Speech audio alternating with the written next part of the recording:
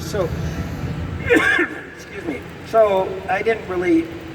Rick had his whole career at Surfer, and I'd work with him on the stories as deadline approached for the magazine.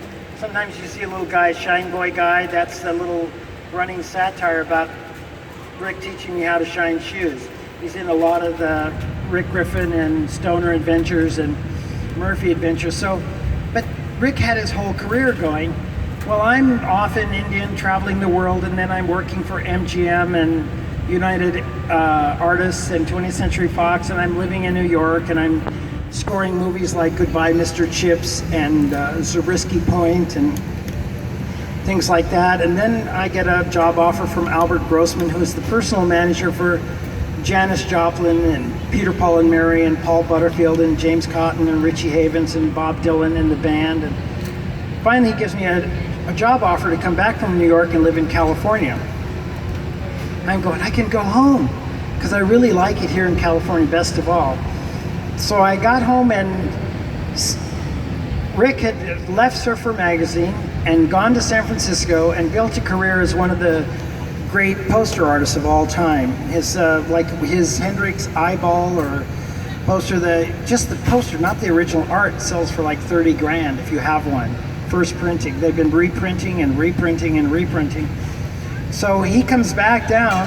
I stop into San Francisco, and the dance thing, the Fillmore, he did a lot of Grateful Dead album covers and stuff. You know Rick Griffin's if you know Grateful Dead. Aoxo Moaxoa, Oxo Moxo, that cover. And Severson realized that our generation of surfers have gone beyond the censorship of the 50s and early 60s. And Severson finally tunes up and goes, oh, maybe the kids weren't so bad after all. So he decides to make one last movie, and that was Pacific Vibrations, in which he does a large environmental statement and, our Mother Ocean and all that stuff. So he sells his magazine, Surfer. He sells his house, which is next door to Richard Nixon's on Cotton's Point, and he invests all his money into this movie. And Warner Brothers is going to put it out, and he thinks he's going to be like the Francis Coppola of surf movies. Well, Warner Brothers, eventually, they didn't like how the movie was coming and they backed out.